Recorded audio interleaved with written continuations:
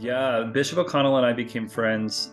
He was a priest, pastor at St. Michael's in South Los Angeles. So, what outside of LA would be known as South Central LA. So very kind of rough, impoverished area, and that was where Bishop O'Connell spent his entire priesthood until becoming a bishop. He loved it there. Um, and he would always joke that Ireland is his mother, but South Central Los Angeles is his wife. And he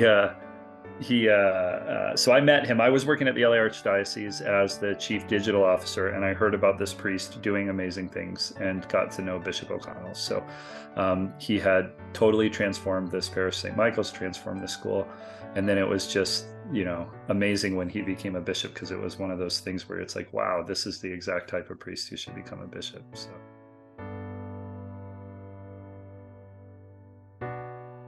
yeah, totally. So I mean, it was a very violent area, and I don't remember the exact statistics off the top of my head, but it's like what you don't want to take a walk around there.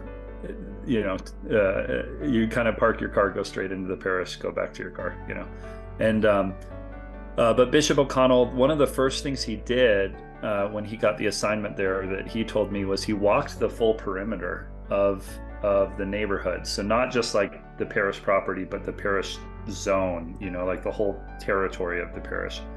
And he walked it and prayed and consecrated the whole area to St. Michael, who is the patron of the parish.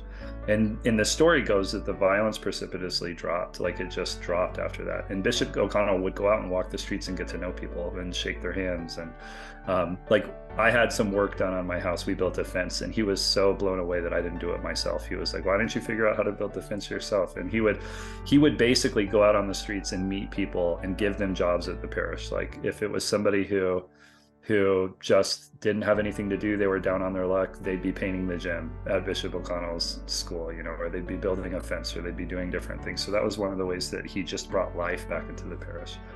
So yeah, but it's well known. And then also during the LA riots, which I didn't live in LA at this time, so then this is just the stories that came afterwards. During the LA riots, Bishop O'Connell was central in meeting with community leaders, with the police, with all of the different kind of influential people in South LA to help broker peace and quell the gang violence and the violence that was happening. And he earned the respect of everybody for it. That you can see from the response of the officials in Los Angeles flying flags at half mast for like a week. The police really respected Bishop O'Connell, as did the members of the communities where he was a priest.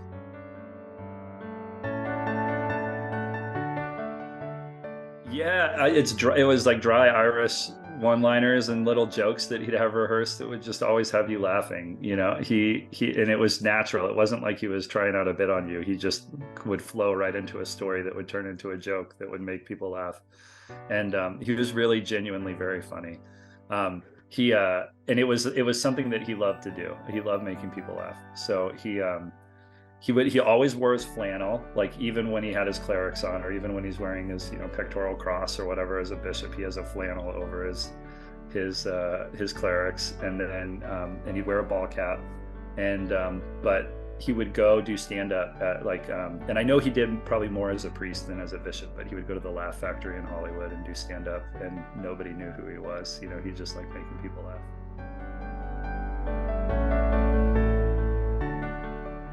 Yeah, we stayed after the Archdiocese. We stayed in touch a little bit, not as much. It's one of those things that with him passing, it's a sadness, because then you lose the opportunity outside of prayer. It's like this wonderful man that was a part of my life, that we had many dinners together and spent a lot of time together, is now gone. And I think for everybody to know, it's just, he was genuinely like the real deal, a good, simple person. And I think he'd want us to see how holiness, you think about everything he did, the stories are big. He's like the sheriff of Los Angeles and all these people, and brokering peace and transforming parishes, but you meet him and he was so simple. It just he gave you his time. He was always there for you. He'd drop anything. I remember he spent an entire afternoon changing his plans to pray with my team because there were people going through difficult things. Like he would just change plans to pray with people. And so if people, I feel fairly certain that he's with our Lord and in all of his glory in heaven now, but pray for him. Be, in an abundance of caution, pray for him, so that Bishop O'Connell can keep doing good work from heaven, because I know he will.